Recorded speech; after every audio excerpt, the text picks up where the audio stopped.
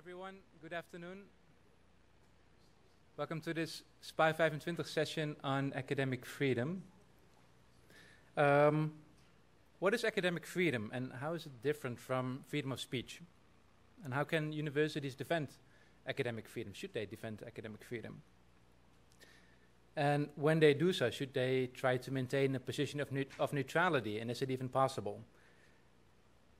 And how can universities resolve tension between academic freedom and concerns about social safety? These are some of the questions that we will discuss today with three amazing speakers, Shannon Dea, Rens Bot, and Marieke de Goede. And I will introduce each speaker right before their presentations. My name is Eddie Brummerman. I'm an associate professor here at the University of Amsterdam. I'm the chair of the Young Academy of the Royal Netherlands Academy of Arts and Sciences. Before we get started, I wanted to share a few practical points. The evening consists of 4 parts. We will start with Shannon's presentation, which will take about 20 minutes. Then Rens and Marieke will respond to her presentation, each taking about 10 minutes. And then we have a panel discussion here on stage of about 35 minutes. And then we have about 10 minutes left for a discussion with you, the audience. If you have deep questions, please save them until the very end. But if you have questions that really can't wait and that are more clarification questions, feel free to ask them right after the person's presentation. So Shannon Dea, she is the Dean of the Faculty of Arts and Professor of Philosophy at the University of Regina in Canada. She's the author of Beyond Binary, Thinking About Sex and Gender. Last year, the second revised edition of her book came out, so I would highly recommend it. She is also the author of many books, book chapters and articles on feminist and social philosophy, the history of philosophy, and on academic freedom. She regularly engages with media on matters relating to academic freedom and freedom of speech. We are very much looking forward to your talk.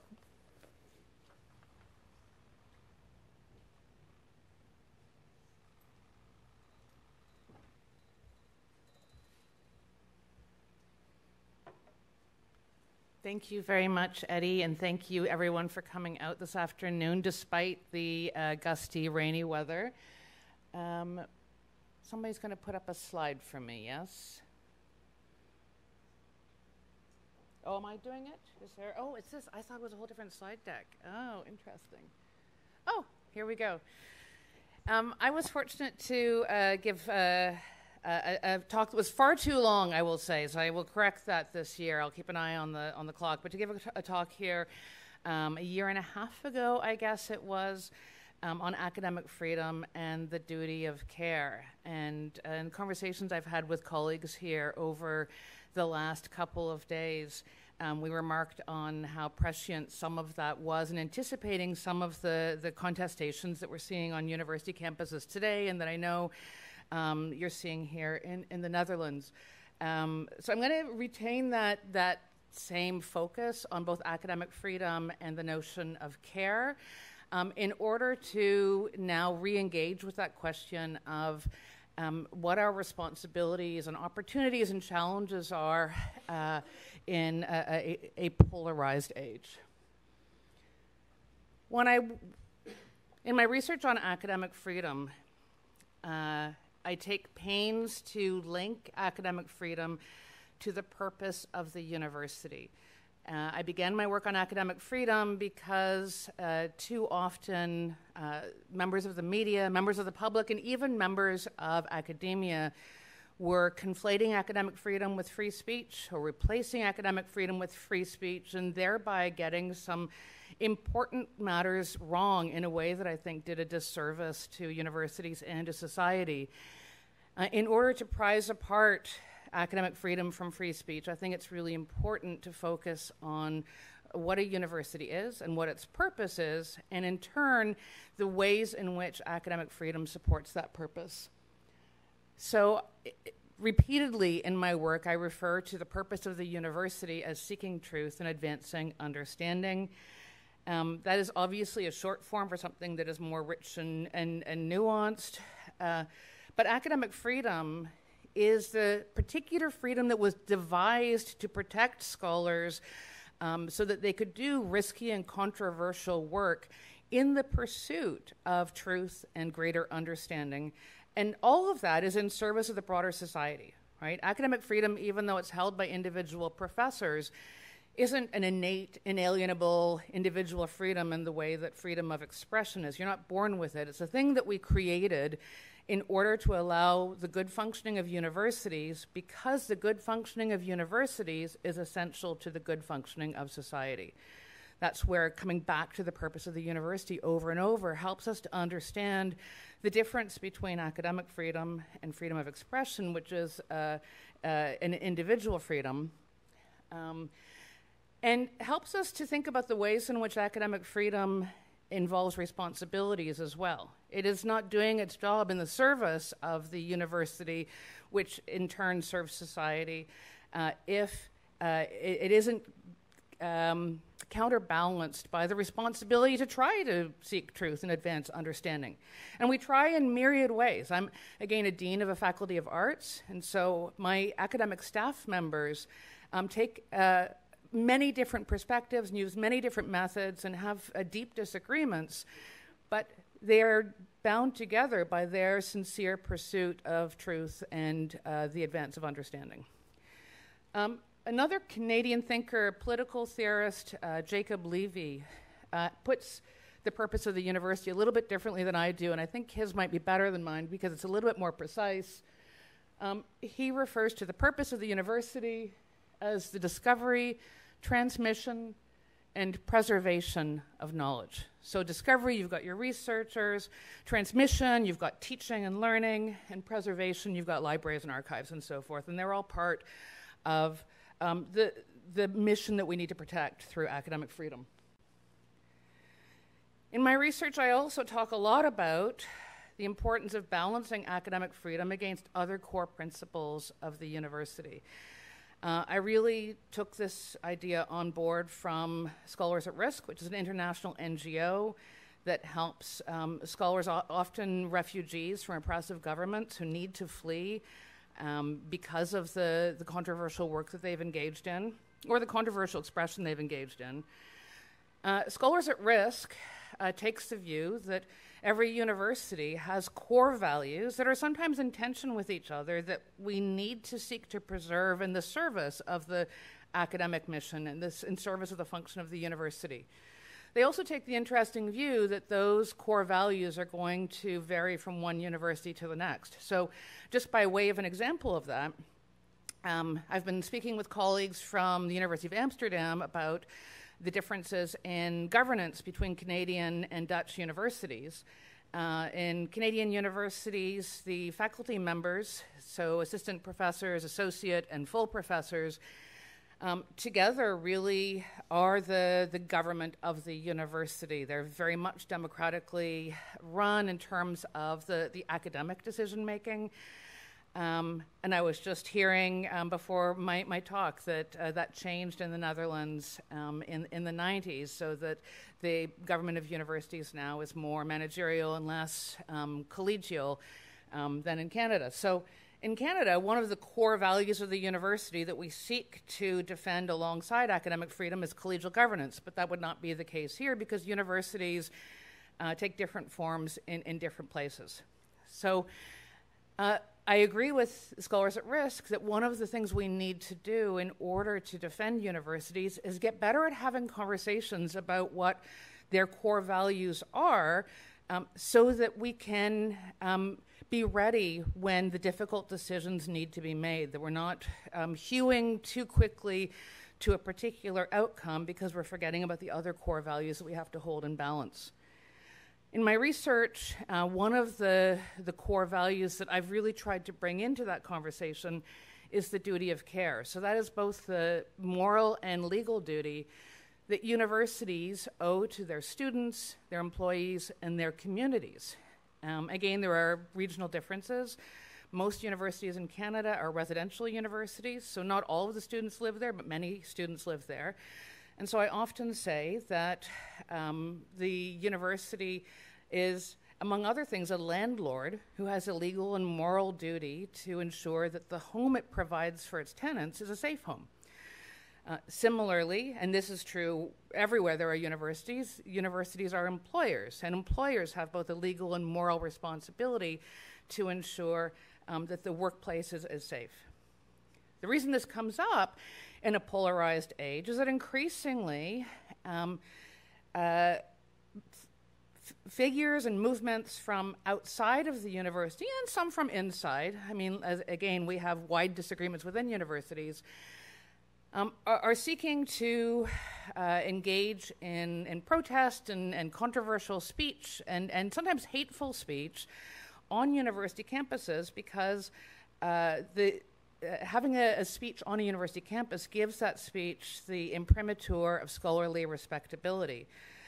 That can mean, though, that sometimes hateful views make their way onto campus in a way that imperils the safety of the people who live there and the people who work there. And so that's, again, where we find those tensions between, on the one hand, wanting to cultivate considerable freedom of inquiry because that's necessary for the academic mission of the university, but balancing that against the moral and legal obligation to create safe homes and workplaces, right? So I explore how we bring academic freedom and that duty of care into balance when they come into conflict.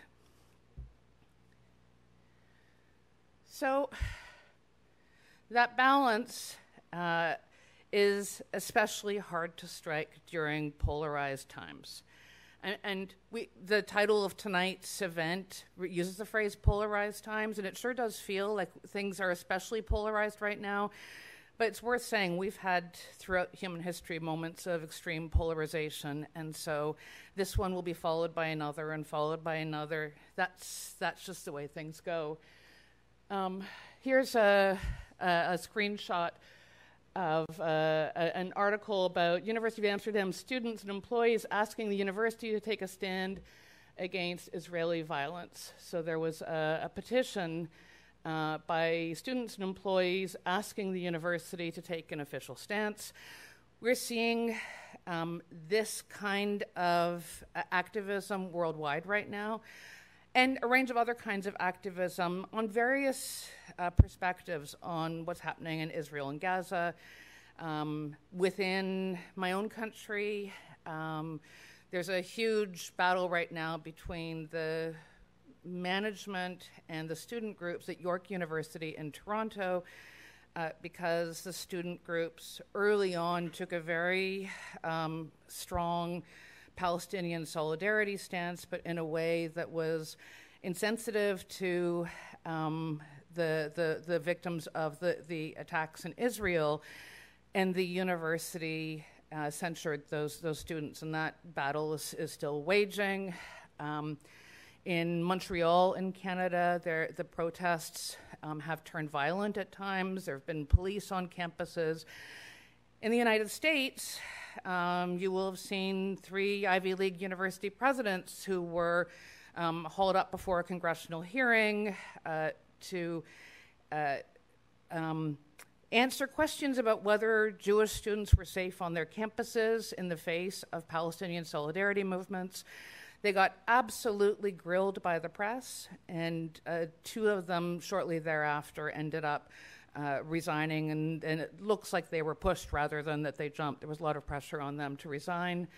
So the question of what disposition the university should take in a time like this is very much one that we're dealing with worldwide right now. In fact, after the resignation of its president, Claudine Gay, who was one of those 3 presidents I just referred to, Harvard is now considering officially adopting the stance of institutional neutrality. So institutional neutrality is an approach to universities that it says universities should be absolutely neutral on political and moral matters so that they don't in any way chill the speech or limit the scholarship of their members, right? The notion is that there are power differentials between the university leadership and the university as an institution, and the researchers, professors, and students who are teaching and learning and researching at the university, and that if the university takes a political stance, that will chill the research and expression of the students and the scholars, the professors. And so the approach that Harvard is considering would say, no, we don't take a stance on anything. Right? And we're increasingly seeing pressure from NGOs who are interested in how I'm being really euphemistic here. There are some NGOs that are interested in advancing certain kinds of freedoms on university campuses. I'm not sure that they're always concerned to maintain the kind of balance I'm talking about. And they're increasingly using this language of institutional neutrality and accusing the university leaders who are now struggling with the question of what to do in these polarized times with hypocrisy, because they say you took stances on things in the past and that was your mistake. You need to take a consistent approach of institutional neutrality. So what does that mean? I will quickly survey 3 views on institutional neutrality. Jacob Levy, whom I've already mentioned, who believes in the view that universities should be uniformly neutral. Eric Schlieser from the University of Amsterdam, he's not here today, who argues against Levy that universities should advance context-specific institutional neutrality, so not one size fits all, but relative to the particular university. I want to push it a little bit further and say that neutrality is itself unintelligible, but it might be useful as a heuristic as we try to hold those tricky values in balance in polarized times. So here's Levy. He wrote a well-publicized article in the Globe and Mail, the Canadian newspaper, in January. They had, shockingly, this is so shocking to me now, they had a whole special issue on academic freedom. When I started doing academic freedom research in 2017 or 2018, it was inconceivable to me that the media would care about it at all. But because of some of these issues around Israel and Palestine in particular, academic freedom has really come into the media these days. In his piece, Levy adopts the view that, yes, universities should be neutral. He argues, if academic freedom is the ability of scholars and scholarly communities or disciplines to work without having an orthodoxy imposed on them, institutional neutrality is the commitment not to declare an orthodoxy in the first place. So Levy really does think that universities have to be neutral in order to let the scholars do their work without being chilled or impeded in any way. Schlieser responds to Levy and says, look, this is an unrealistic standard to hold universities to. Schlieser points out that there are lots of different kinds of universities that have different kinds of missions. So he points to the long tradition of religiously affiliated universities. And it is unreasonable to expect, for instance, that a Catholic university has to be neutral about Catholicism. It's a Catholic university, right? Similarly, he points to universities that have particular specializations around discipline, subject areas, and so forth. And so, for instance, a technological university is going to have a different kind of disposition than a liberal arts university. So Schlieser argues that institutional neutrality is sensible in that we, of course, don't want the opinions of university leaders to infringe on the academic freedom of its scholars. But he thinks that the kind of absolutist approach in Levy is unrealistic, that we need an approach that's much more context sensitive. I worry about what neutrality could possibly mean. We all come to life, to scholarship, to teaching, to learning with different perspectives, different values, different lived experiences. And to carve off some perspective as neutral and the others as having a perspective at all is unfair. And there simply is no view from nowhere. This is the phrase popularized by the philosopher Thomas Nagel, who challenges kind of positivistic conceptions of scholarship and science, and in particular challenges that idea that we can ever be fully objective about anything. He says, of course we can't. We all have a particular standpoint from which we perceive the world, right? And I'm always reminded of Martin Luther King Jr. in his letter from Birmingham jail. And he has a lovely discussion there about time. You might not think about that as philosophy of time, but he's in prison reflecting on the civil rights movement and reflecting in particular on the white centrists who tell him, I agree with you, I support the cause, I support equality for black people, but it has to take its time. Just wait, just pause, we'll get there.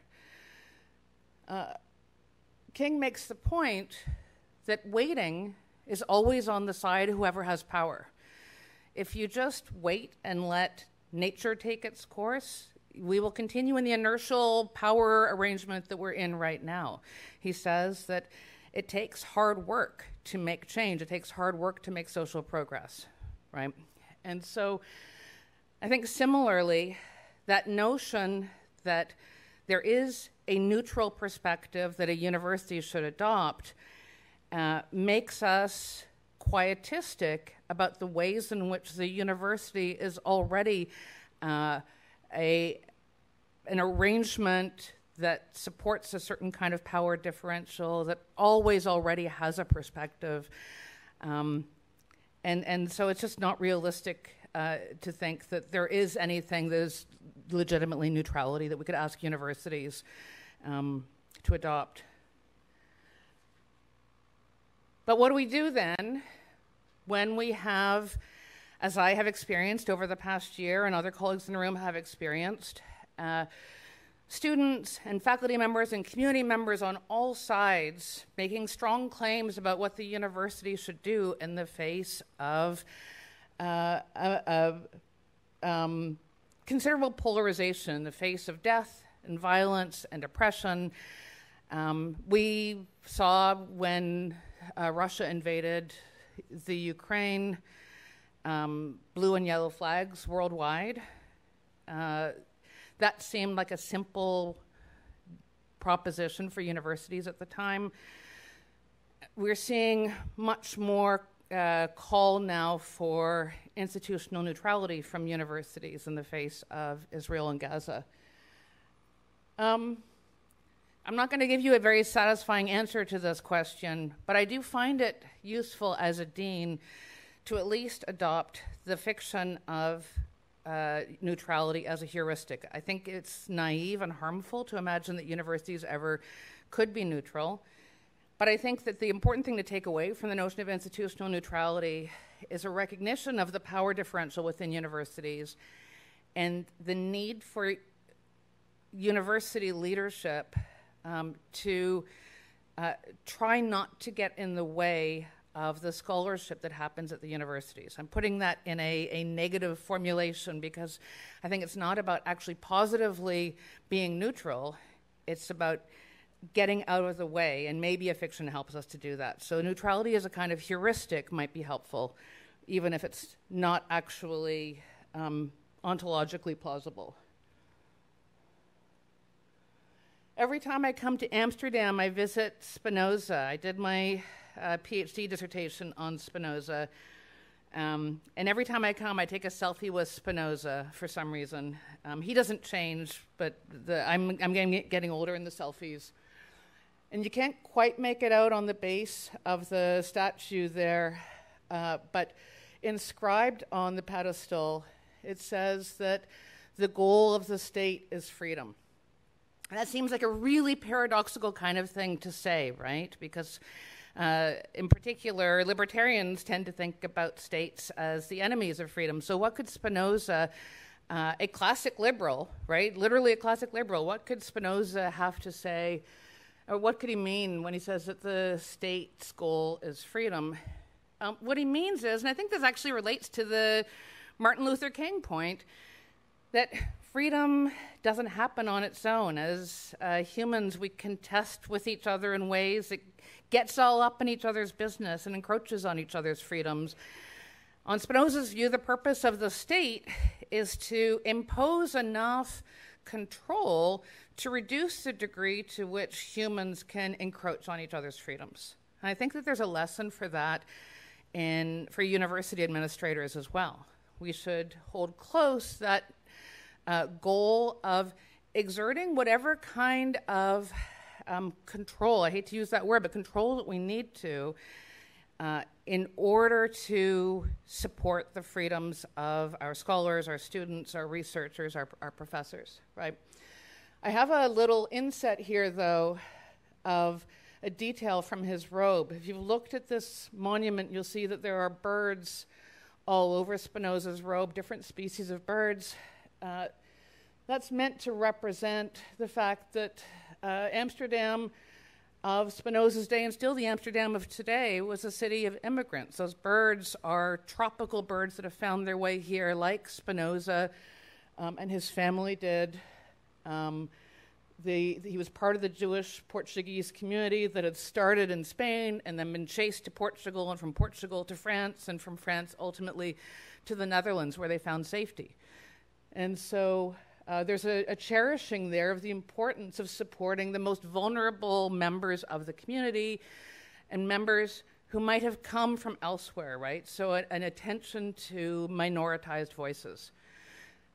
And so I think we need to care about not just the safety of the homes and workplaces that universities constitute, but about ensuring that the governance that we do as universities both serves freedom, but is attentive to the freedom of some of the minority voices within academia. Because the big majority voices don't need that kind of defense, right? When Spinoza says that the goal of the state is freedom, the people who have power don't need the defense of the state.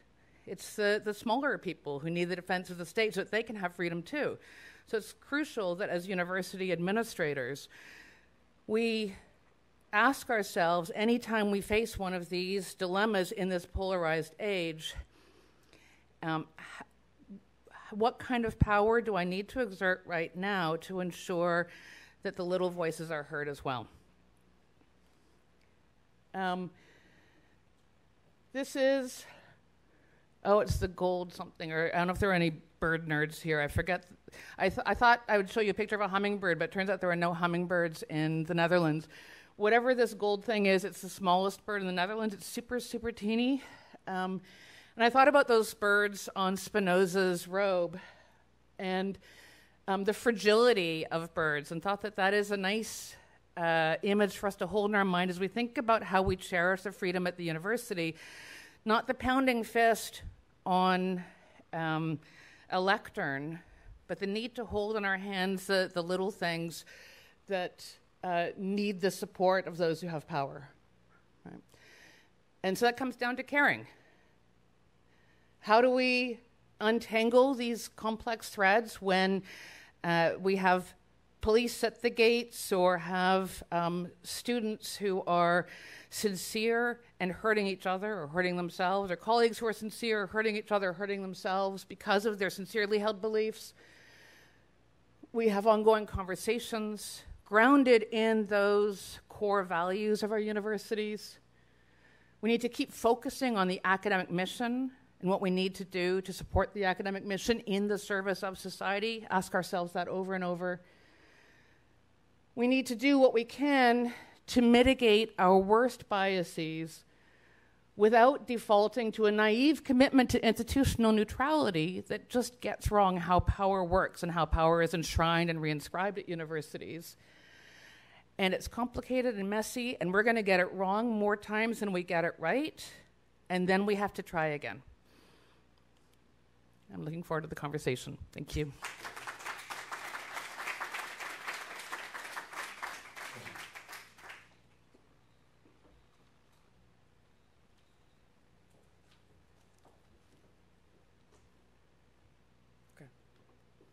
Thanks, Shannon, for your talk. I think for the sake of time, let's not have any questions now. Please save them for the discussion. I'm very excited to introduce Rens Pot. He's a professor of digital humanities and the history of the humanities at the University of Amsterdam. And I think most people in Dutch academia know him for WO in Actie that he founded. It's a Dutch action group that strives for a democratic university with a proper balance between teaching and research. And I think that's interesting in the context of Shannon's talk, emphasizing the difference between Canadian and Dutch universities in terms of democracy. Also, he wrote a pamphlet book, 40 Theses in Academia, of 40 stellingen, about how to restore the university back to being crucial for a prosperous, democratic and future-oriented society. Floor is yours, Rens. Thank you. Thanks, Eddie, for your nice introduction. Also, thanks very much, by the way, for this beautiful talk, which actually will be quite coherent with what I have to say, so that's very good.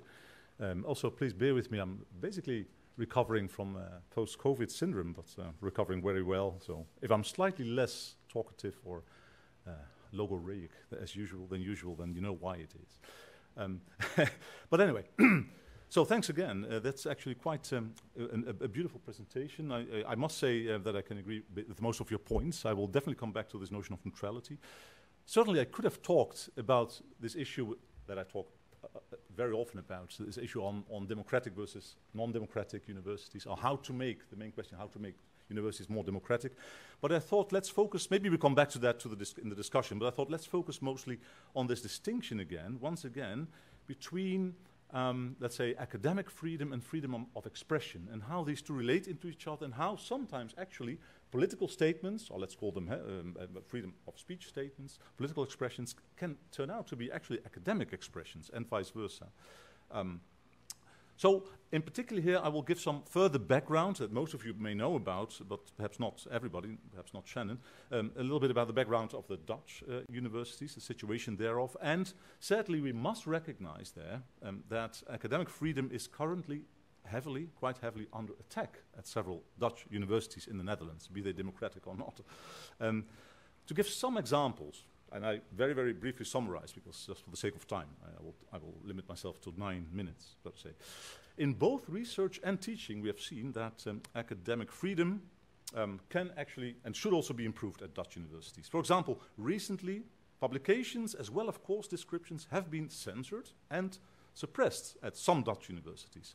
This has happened, for example, at the University of Groningen, Eindhoven, very recently Delft, and even at our neighbors at the Free University. I don't want to hurt anybody here. But anyway, so it has happened also at the Free. For example, the latter university removed, famously or notoriously, an online text of a course on the colonial perspectives on Israel, after people actually outside of the universities had complained about it. Now, just for the sake of completeness, there was also a kind of trigger warning there that was not part of the course description, that was also left out, and that perhaps created the biggest controversy. But also the course itself really was changed, it was adapted without the initial consent of the lecturer. Well, that's clearly a matter of what we could call no freedom of teaching in this respect, so to say. So at Delft University, just a few days ago, maybe you've noticed it, maybe you've read the news, the governing board tried to sue actually some of their own staff members, that was quite special, after they had written an article in the university magazine that the board did not like. Now here also I have to say and admit immediately that the board just one day later apologized for their action, but the article itself is still censored. It's actually quite an interesting situation, I would say. And not to forget, indeed, the case at the University of Groningen already a year ago, basically, where an associate professor was actually verbally bullied because she had published an article in a peer-reviewed journal on the discrimination of women at the University of Groningen, Susanna Teubel. Well, in all these cases, I mean, one must observe and admit that academic freedom was and perhaps still is under attack. But what is academic freedom now? So for us scholars, it may perhaps be trivial, although I was also sometimes, without words if I had to explain it. But perhaps for the general public, it's not that trivial at all. And even for high quality newspapers, the notion seems to be problematic. For example, the Dutch self-proclaimed high-quality newspaper NRC equated just recently, 2 months ago, academic freedom with freedom of expression in their editorial comments in the 3 February this year.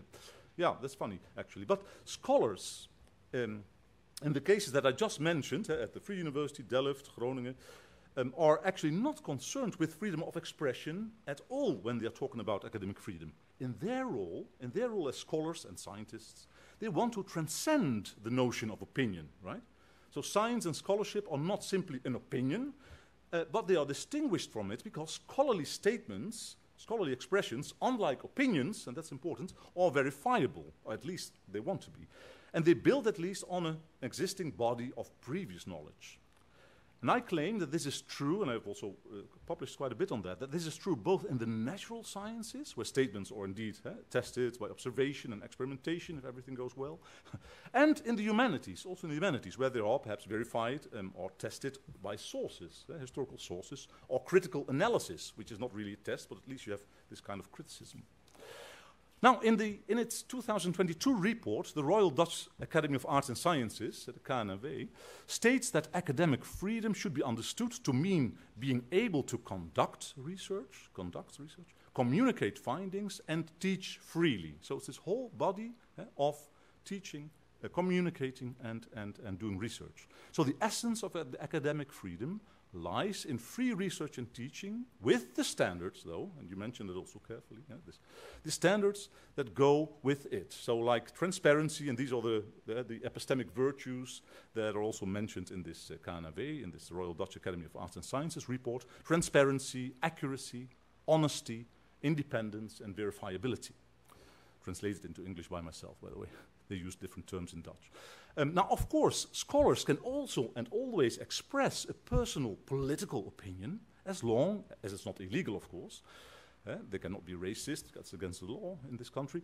And as long as the opinion expressed by scholars is explicitly, and this is also important, explicitly distinguished from scholarly statements or scientific statements. But the scholar bears the responsibility at all times to discuss accepted academic knowledge, if he or she expresses a kind of heterodox opinion. So he or she has always to discuss the communis opinio, including how the scholar relates to it and deviates from it as well, perhaps, and the extent to which the proclaimed position has been supported or tested. So in fact, let's say the whole set of academic virtues that I already mentioned, transparency to all the way to verifiability, have to be taken into account. Now this may all be trivial, but I wanted to stress this.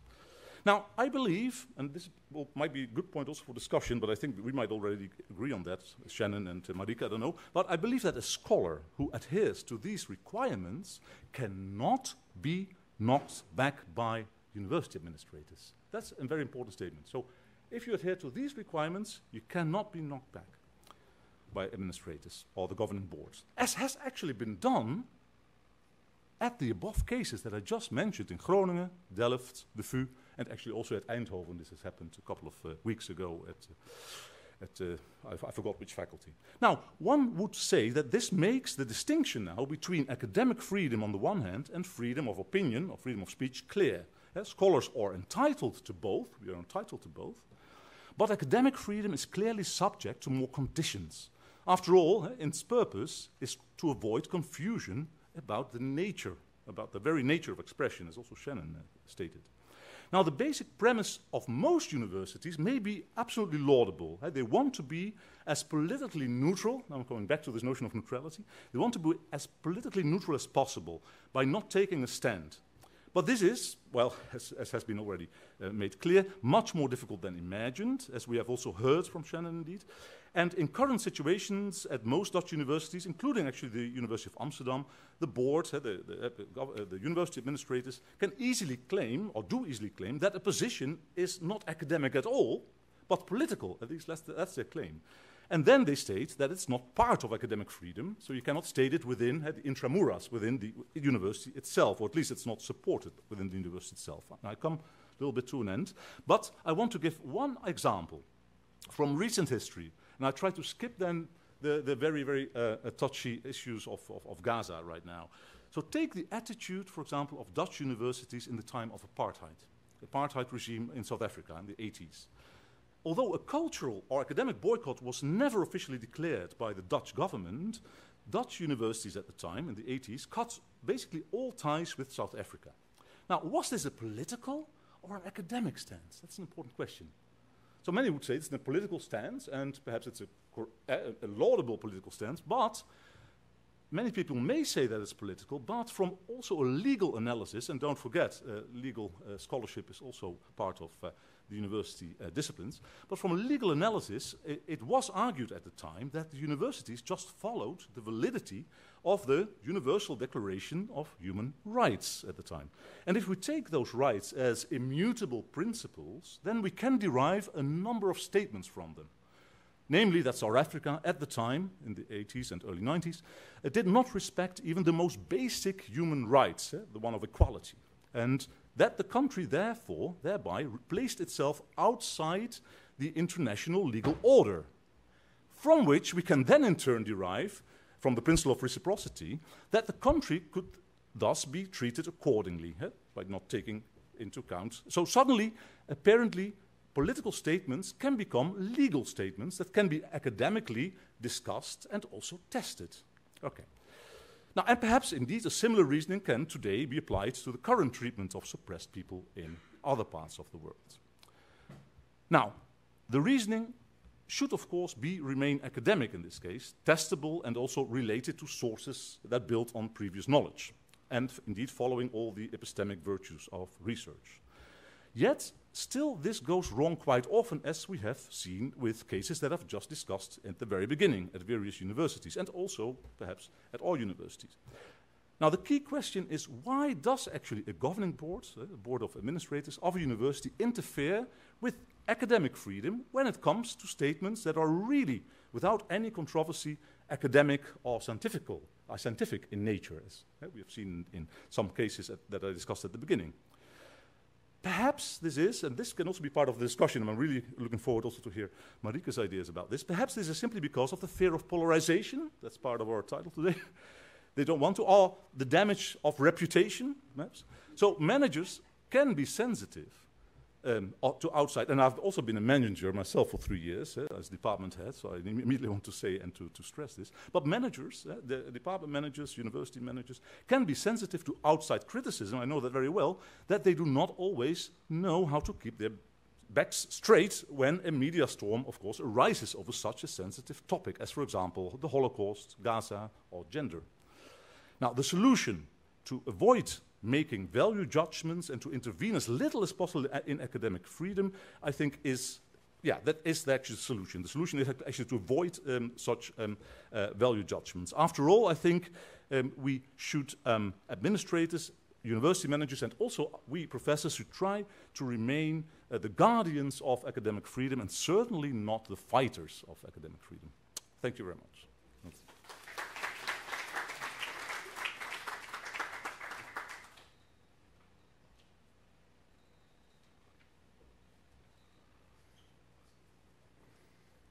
Thank you, Rens, for your talk. That was really inspiring.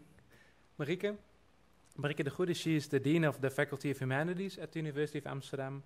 She's a professor of the Politics of Security Cultures, and she's also an honorary professor at Durham University in the UK.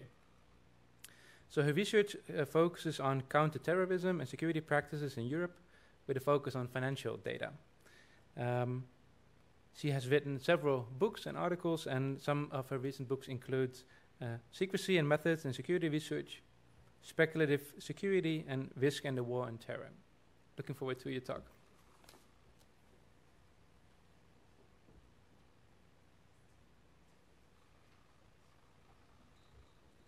Thank you, Eddie, for the introduction. And thank you very much also, Shannon, for being here and sharing some insights from Canada with us. So it's really interesting to see that some of the debates in Canada are similar yet different. And so I think we can really learn from what you bring to our discussions. One of the key questions of today's discussion, and Eric Schleicher was the one who helped write the outline for today's discussion. And one of the key questions is, what values should the university stand for in polarized times? And I'm going to try to make 4 points in relation to this. And I'm also going to speak a little bit, as Shannon did, as a dean. So also trying to sort of, explain and reflect on how we're trying to work through these issues in current times and some of the discussions we are having. My first point would be that to stand for academic freedom is a key value in polarized times. So Shannon already referred to the congressional hearings in the United States.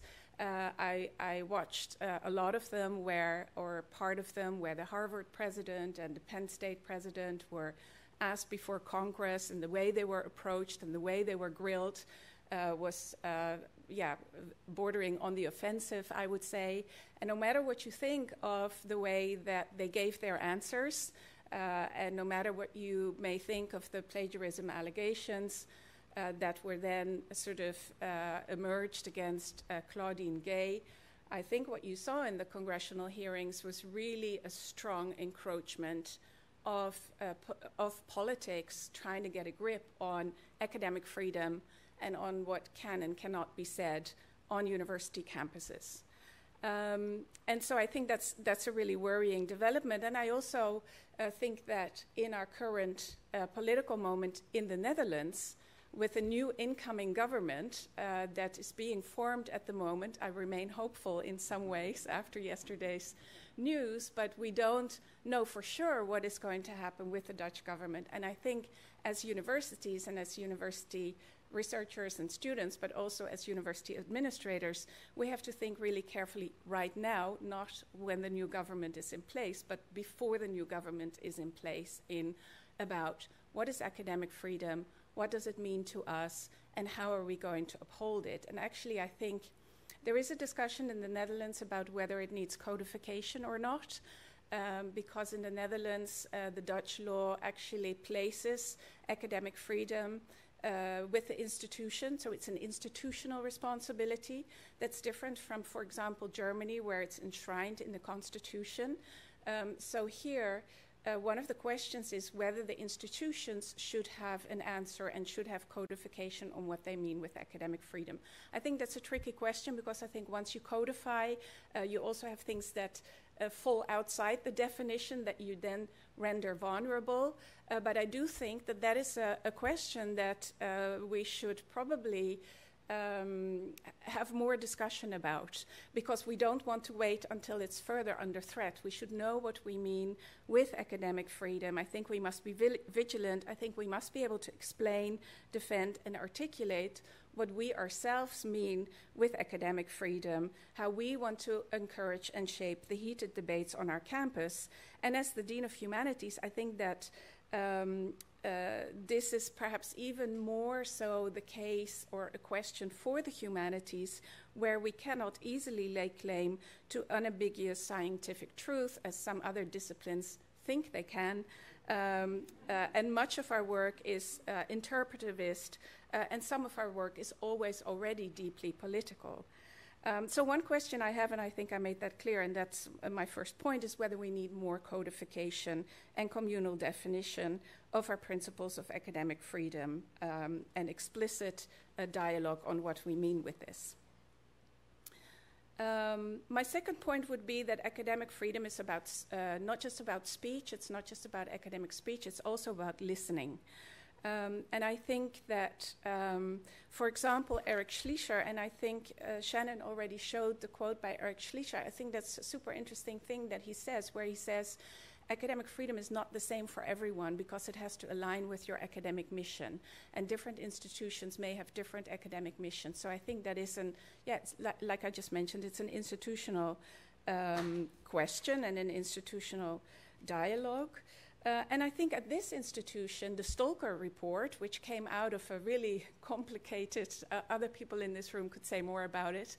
I don't want to get into the whole background of the Stolker report, but it is a report about our institution and academic freedom at our institution. And I think it is a useful report.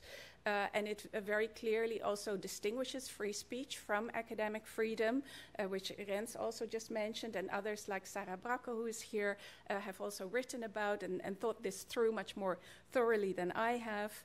But I think the Stolker report really emphasizes, and I quote, that academic freedom is about the new, the provocative, the disturbing, the unorthodox. All those things fall within the remit of academic freedom.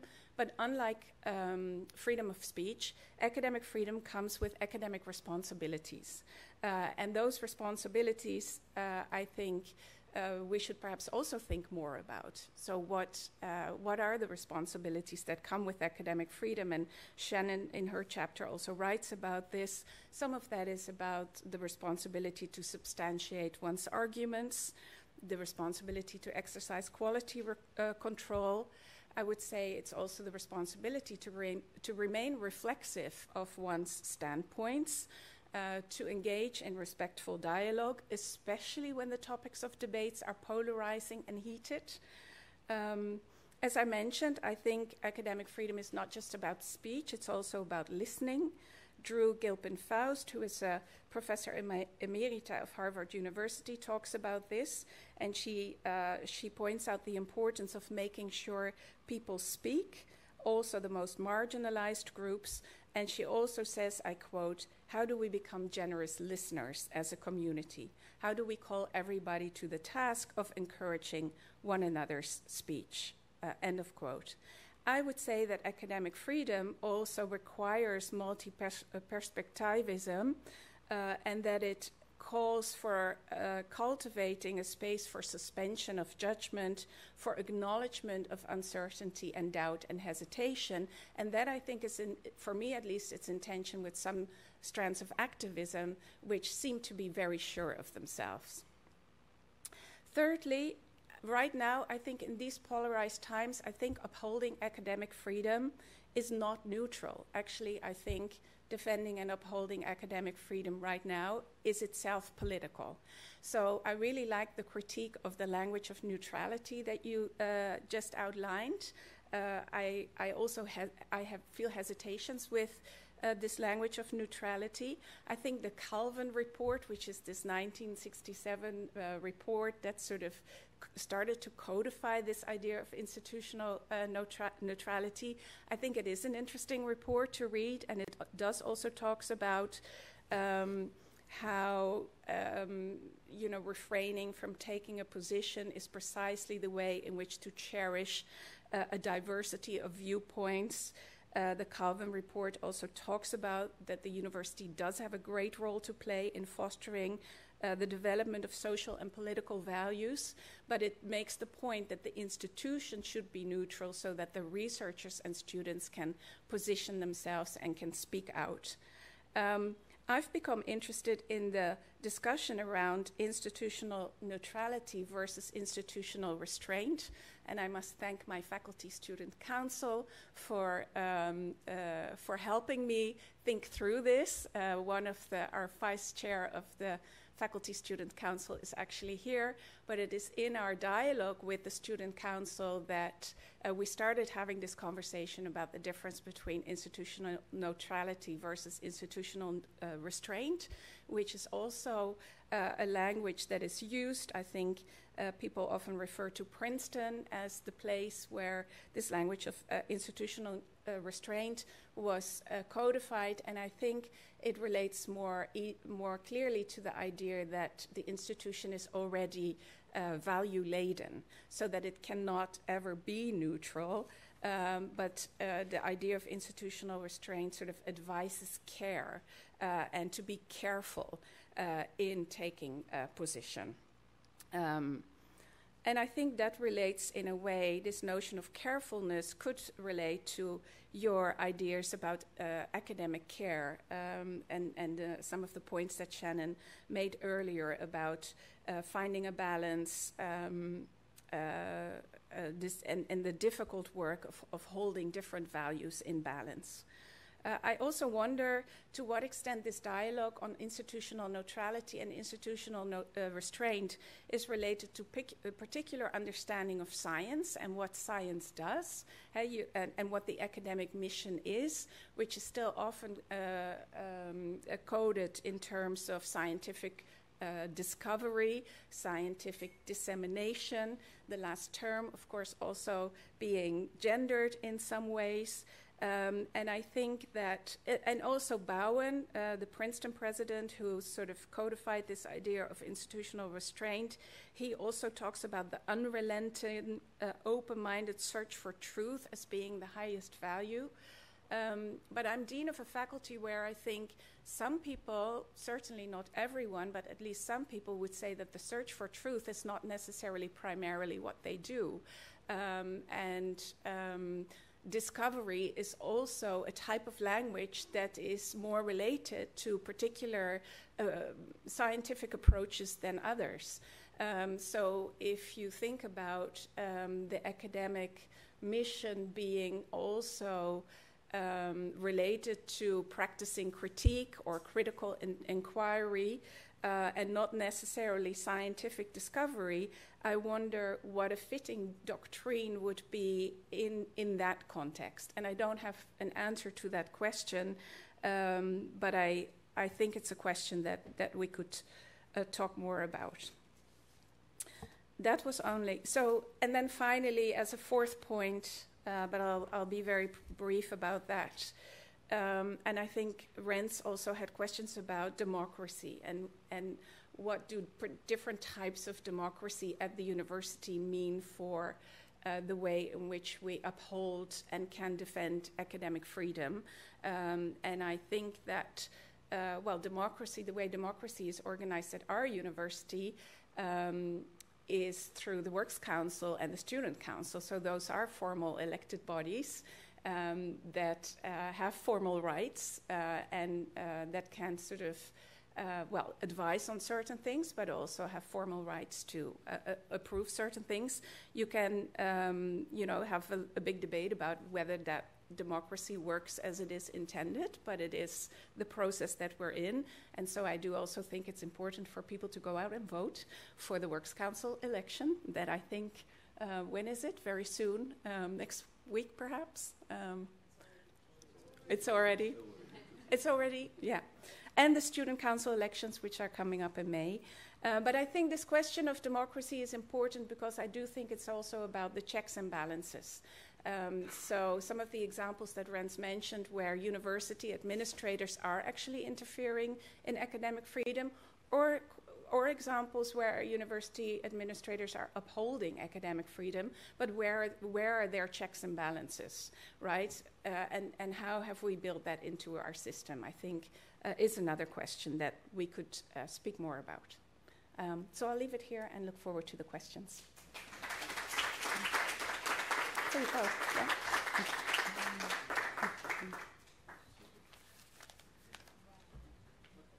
I'm just going to make a quick proposal because we are a little bit behind in terms of time. So why don't we turn the panel discussion into a little bit more of an organic format where we start off the discussion, and then if you want to add a question that you think we should discuss or the panel should discuss, just feel free to raise it, and I'll look around the room to see your hand. Also to the speakers, please use the microphones because I was informed that people at home can only hear what we say in the microphone.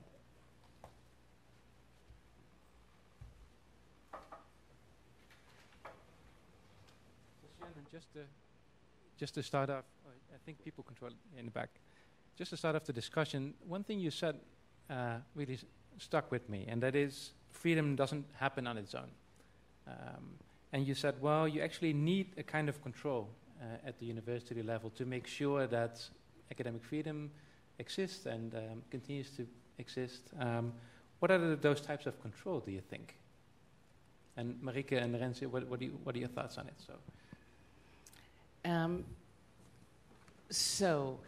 We routinely ensure that our speakers aren't interrupted when they are, even when they are saying controversial things. As a dean, I often need to have my faculty members' backs when they've engaged in controversial scholarship, and so I sometimes receive letters of complaint. I sometimes receive media requests about members, and I need to draw a line in terms of the fact that no level of unpopularity is going to that my member has cultivated is going to lead me to discipline them. So that's not so much controlling the member within the university, that's exerting a kind of control in order to protect them from someone outside the university. Sometimes this happens between academic staff members as well, though, again, especially in a faculty of arts where there are so many different perspectives and some very loud voices. Two members, both of whom are my members to support and defend, can come into conflict with each other, and I may need to intervene so that neither of their work is compromised by the conflict.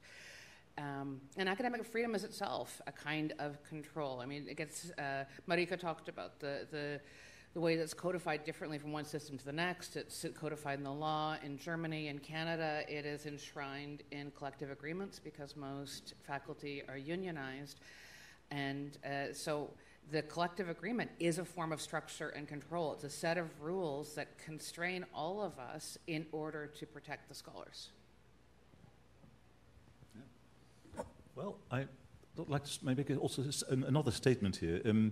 I seriously doubt whether, on the long run, academic freedom can be guaranteed at a university where the university managers are not elected. So there is a form of democracy, but we do not elect our dean, or we do not elect our president. And they can neither be sent away, right? You just told me just before this meeting that in Canada, but this also is the case in Belgium, France, many other countries, there can be a kind of... I can be voted out, They can be voted, yeah. Now, this can also be detrimental, of course. You don't want to send somebody away very quickly.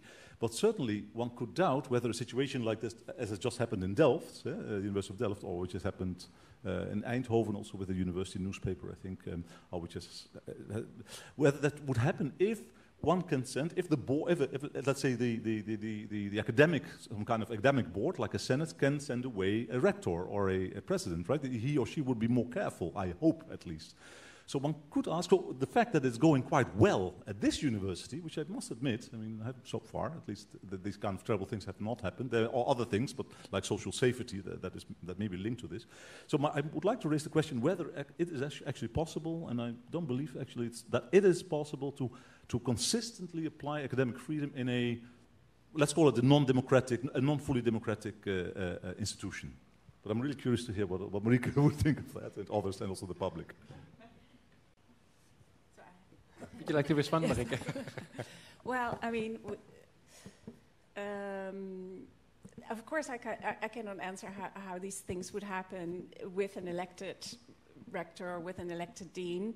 I think democratizing the university requires much more than elections. Like, personally, I would worry about the dynamic of an election. Like, what does it mean to participate in an election? Who would like to be a candidate? Who steps forward to be a candidate? How does that work?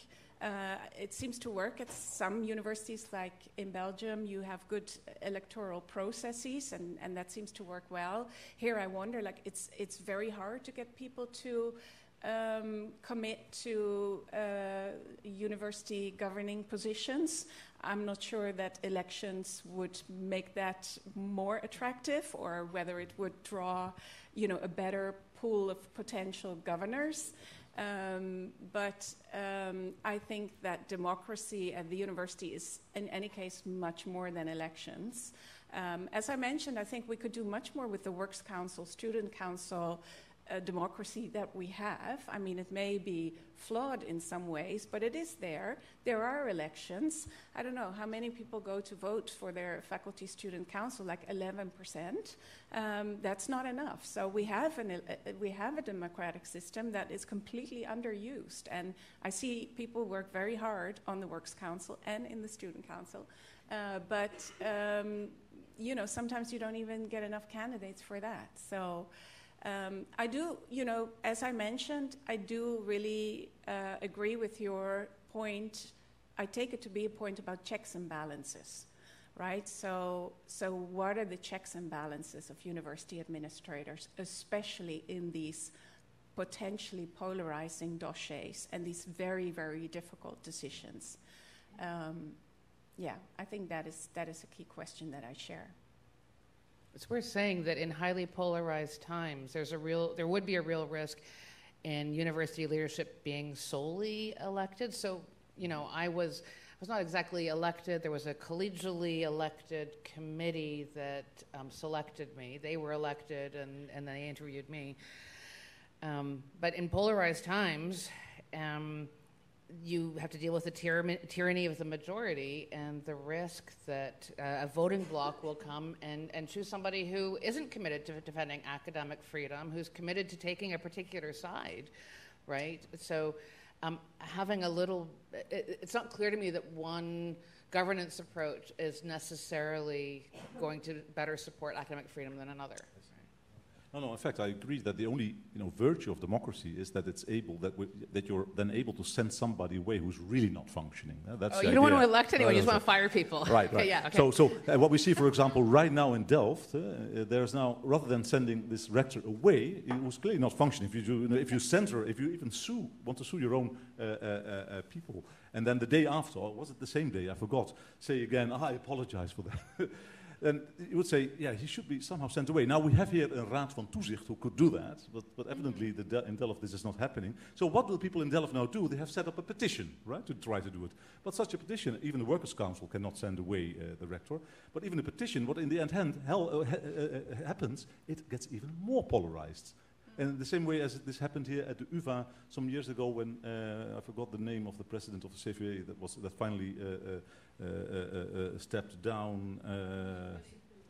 Louise Gunning, which was actually quite also a sad situation, right? There was one petition against her, then I think Marcel Levy created a petition then at once in favor of her. And so it got really terribly polarized, which was also very hurting towards a specific person, which should also not be done. That it took too long, so finally she stepped down. It sometimes can also be done in a more cleaner way. It's always terrible if you send somebody away, but this is the consequence of democracy, I think. So I think the only advantage is that you can, if somebody's really not functioning, you can send him away, and sometimes a person wants also to be re-elected. But I fully agree also with both of you that it can happen that things get even more polarized, more political. So in the end, I might also just adapt to the idea of checks and balances, yes. But again, I think it's important that it is possible to send away in a university institution where academics try to create their own working environments to have such forms of what I call democracy from bottom up. Any questions you'd like to ask the panel? I think there's a microphone in the back, or you have a microphone. I would also be happy to repeat the question if you...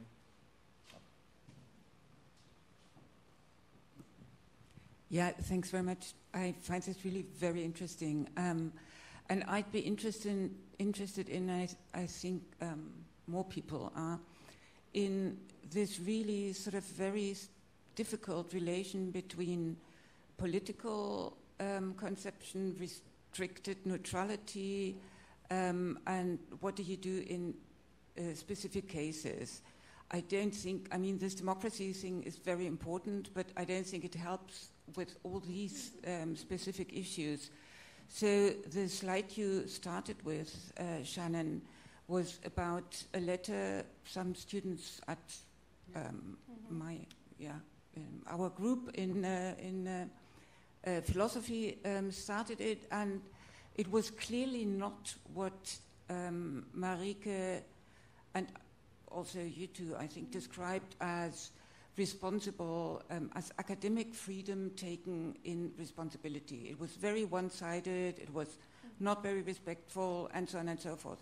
So as a dean, what do you do? As a colleague, what do you do? As, a person working with these people? I find this so difficult to argue. You should not do that because of what? Yeah. Then they say, of course, something like freedom of speech.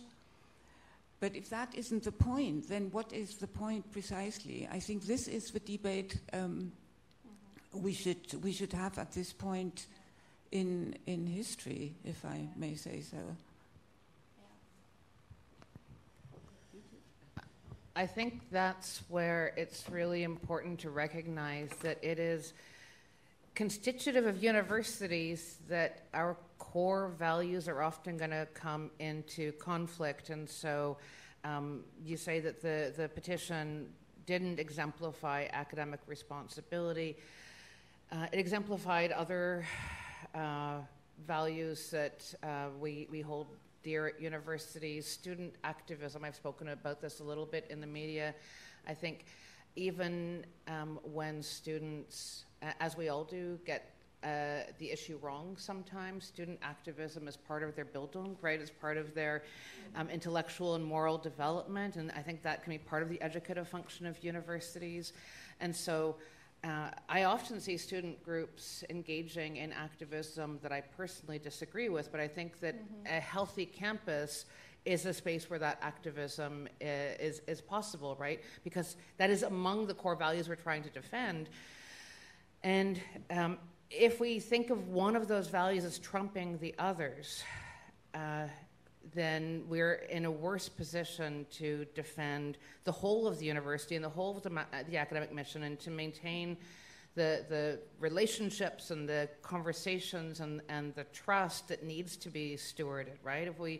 One of the worries about too strongly hewing just to academic freedom to shut down student activism is that it's as the kids say today, it's a flex. It's too much of a flex, because the people who have power at the university are the administrators and the professors. The students precisely don't have power within that kind of system, and so we need to have a kind of noblesse oblige and not use the freedom that is particular to faculty in order to silence student voices, right? That wasn't my point at all. Oh, okay, I misunderstood. No, sorry, I don't, I mean, none of us, I think, needs arguments to shut down students in a better way. It's really, I think, ethically and politically a very difficult question, how exactly you defend the academic freedom in a politicized, polarized situation. That is the point. And what exactly are the arguments we should use? As a dean or as a colleague or as a supervisor, which direction do we want to go? Or do we think, in defending activism in the way you said, I think, yes, it's absolutely part of the Bildung. Maybe we shouldn't, but, maybe we should do nothing, but that's not really an option in these times. Yeah. But I really appreciate the way you're bringing forward this question also strictly around that letter. I think that the answer, there's not one answer, but I think part of the answer would be around, I think, what Shannon was trying to say about ongoing conversations. So in relation to that letter, I think the binary question, take position, yes or no, especially in relation to such complex political, historical material, is already it's like a ethical, in the profound sense of ethics, like a Derridian ethical decision, namely there is not one possible answer that is the right answer, right, in relation, do you take position or do you not take position? But I think what happened also in that, or in relation to that letter, is what Shannon is describing, I think, as ongoing conversations. And I think in the end, partly what came out of that letter and conversations around that letter was a series of meetings and reading groups around Palestine culture. I don't know, there's people here who were involved in having those conversations and shaping those meetings and creating space for those meetings around, I think it was called Palestine Teaches.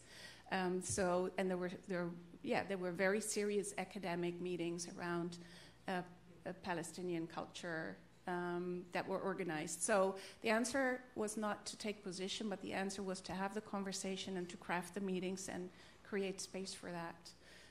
And I also think the answer is situated. So you cannot have a rule book and say, well, if there's a letter that asks me to do this, then there's rule B and we'll do that, right? It's always like ethical in that sense that it's situated. But we did try to write some broad guidelines in our faculty to try to be transparent, because it is true that faculty administrators, I mean, we are asked to take position on so many things. And how do we deal with those questions? You know, can there be a kind of more or less transparent regularity? And one of the rules that I think we agree on is that we facilitate things. So as a dean, this is also a bit, I'm sad about this sometimes, I cannot initiate, because my role is not to initiate substantial meetings on stuff, because I'm supposed to be focusing on process rather than substance.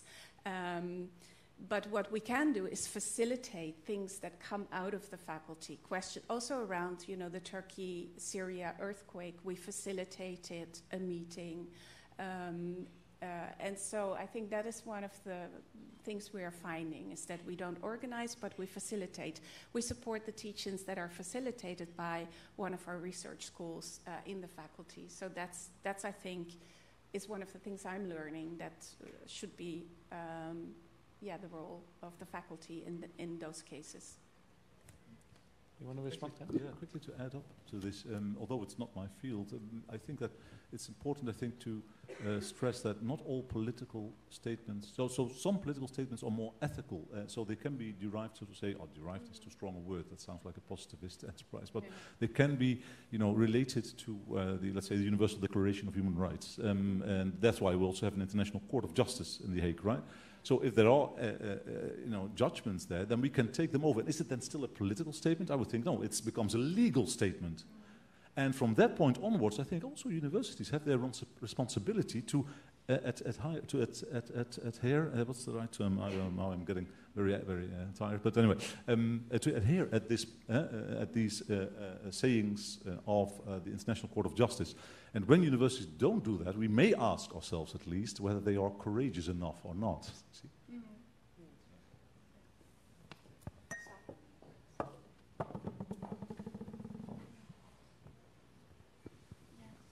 Yeah, thank you so much for this. I am quickly, because I realize time, I would quickly just like to throw 3 things on the table, and then we see if anything is interesting to take up. First of all, thank you for the critique on neutrality. I really think, I do agree we need heuristic devices, but I think neutrality doesn't work, and I think we can just put it aside and think about what would work. I did like the idea of constraint, but I also think it has to come with something else, and the other thing would probably be autonomy, right? Because we're doing restraints to make sure that the autonomy of as many people as possible exist. So, and that is on the level of process, I guess.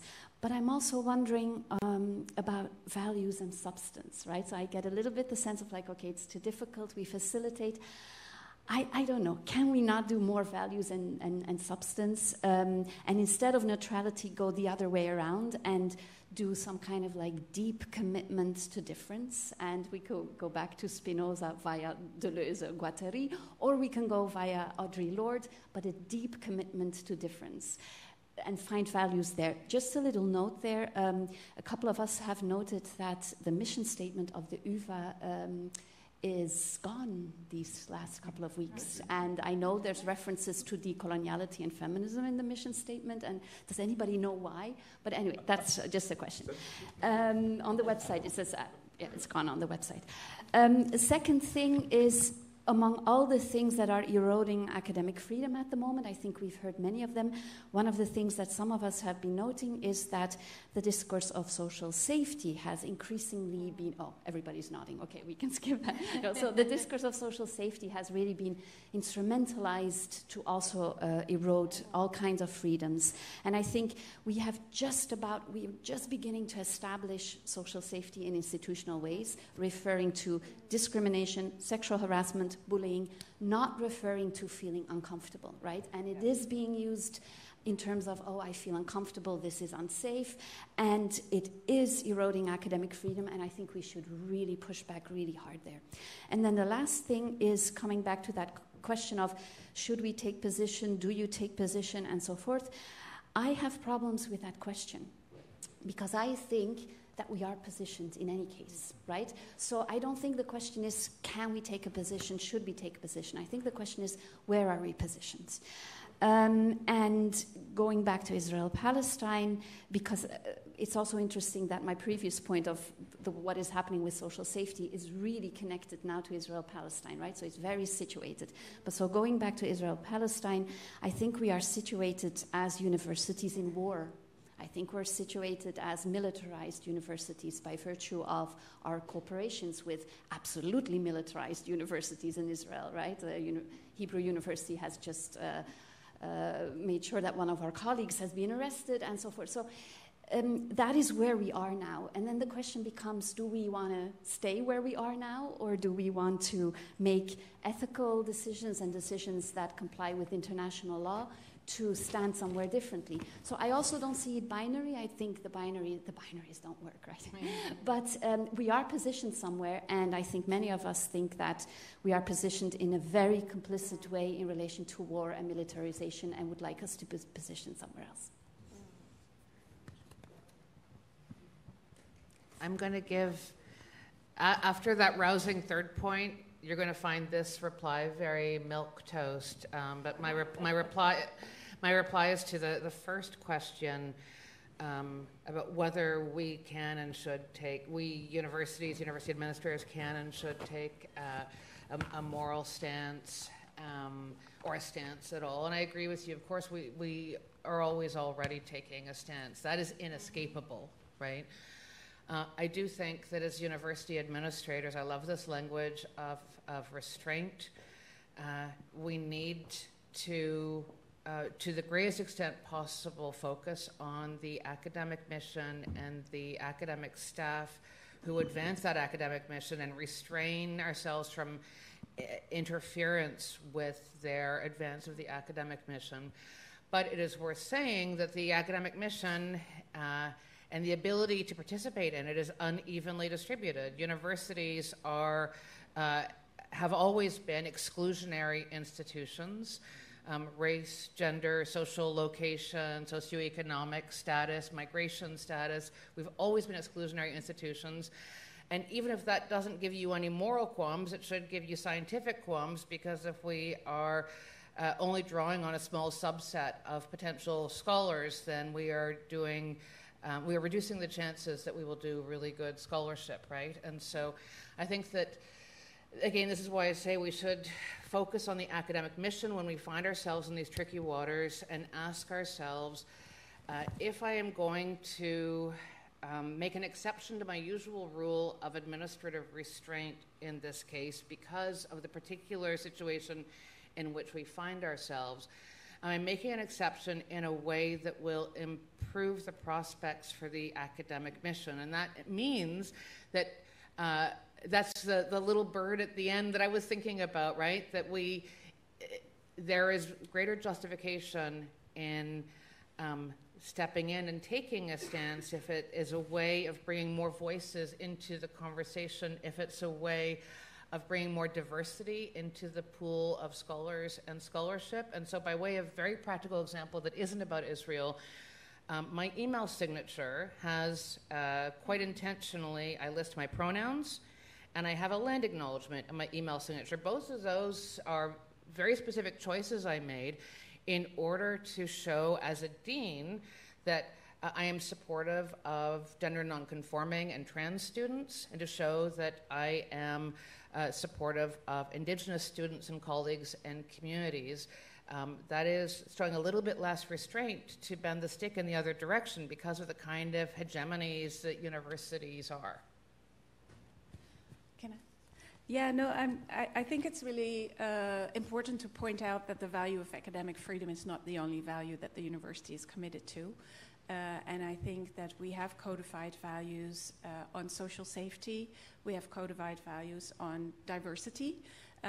But as it goes with values, they don't neatly align, right? Values can also clash. And I think that the discussion around social safety and the way that has come into play in relation to some of the debates around Israel and Gaza is also something that we should take seriously, right? And that doesn't mean that you know, I think we can acknowledge that there is a difficult balance, or that there is a potential clash between academic freedom and social safety.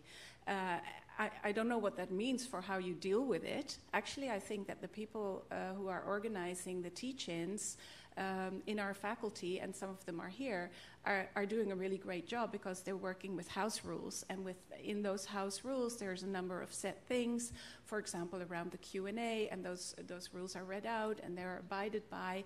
And I think potentially that is one good way forward, where academic freedom and social safety clash, because you want your academic debate to be sharp and to be critical, but you will also want it to feel safe for everyone who is there. And I think working with those house rules is what can make that possible.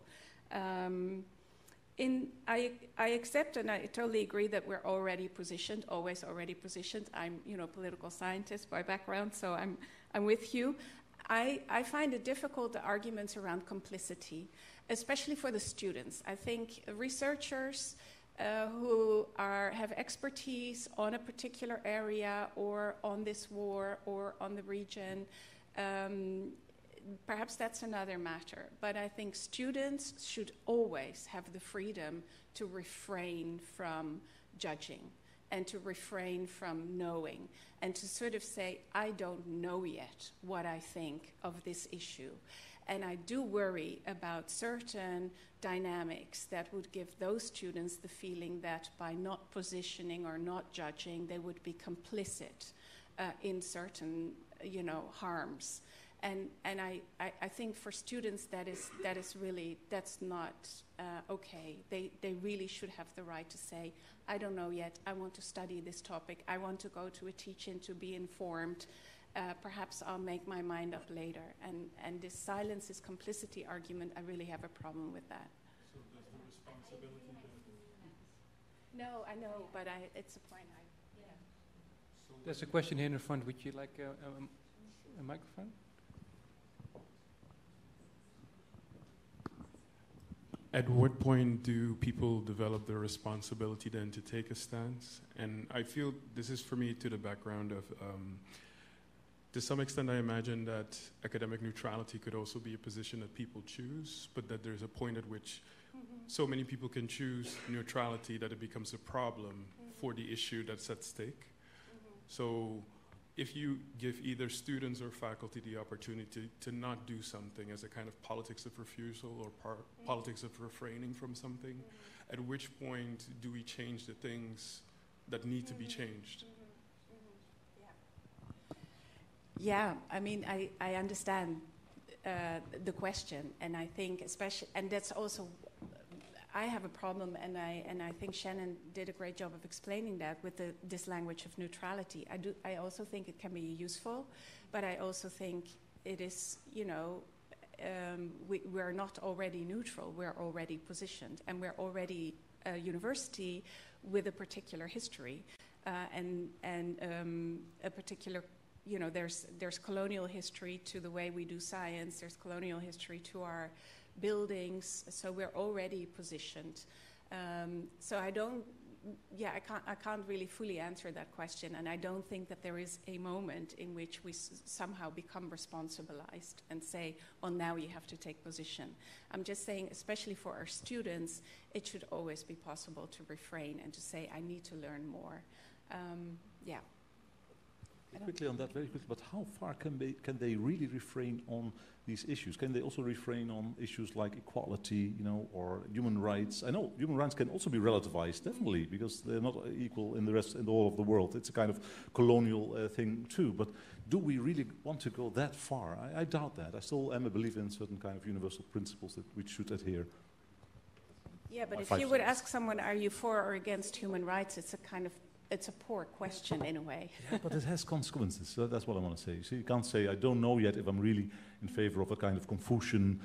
I mean, we have several students here. We have also students from China, and I've been teaching to them, and they do not believe in democracy, for example. They simply, and here we have already a clash. You see, I don't want to go into this whole issue here, but there are clashes, cultural clashes here that can be quite tricky. So we have run out of time, but I also know there's one really pressing question over there.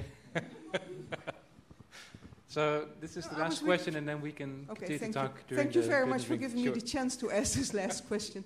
Now, I was really triggered by the comments that were made about, the students. They are, of course, I don't think anybody would actually be against the idea that the students can say, yes, we don't know yet, we have to learn yet.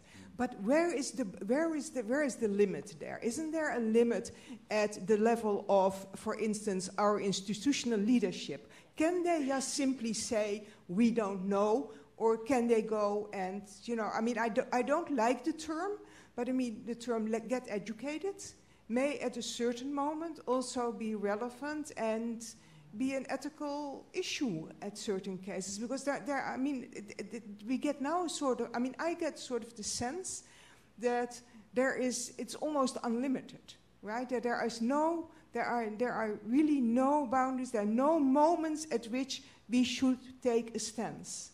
And aren't there certain moments that we should take a stance, or do you really think we should never do this? Leadership, right? Yeah, the leadership, I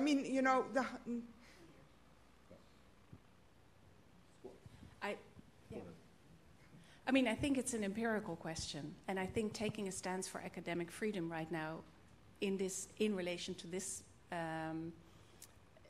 these complex issues, is also taking a stance in a way. Who's academic freedom? Only our own academic freedom, or also people outside? For people online, the question is, whose academic freedom? Only our own, or also the people outside? Repeating. Thank you.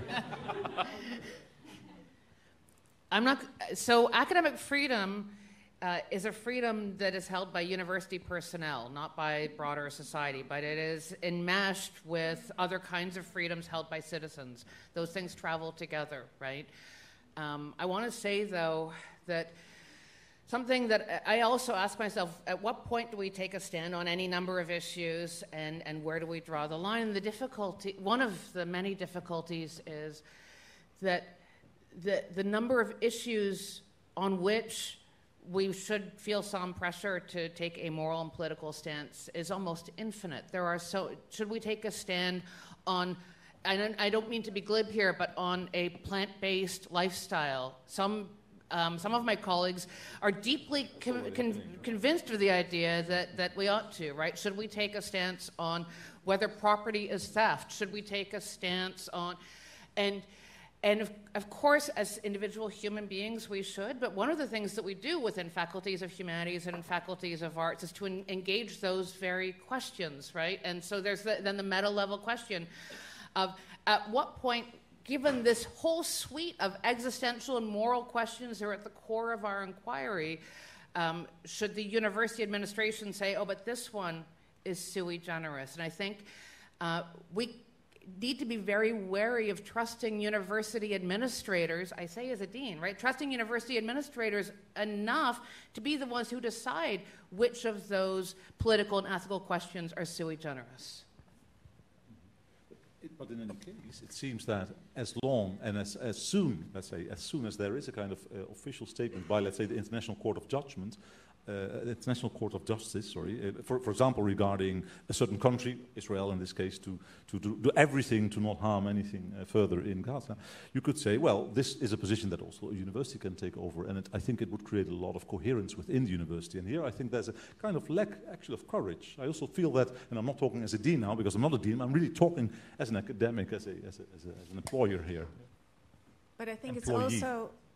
it's also important to have a conversation about what can you do. So I think, I think it's an empirical question. Do you take a stance? When do you take a stance? Like, I don't. It's something that you cannot decide in the abstract.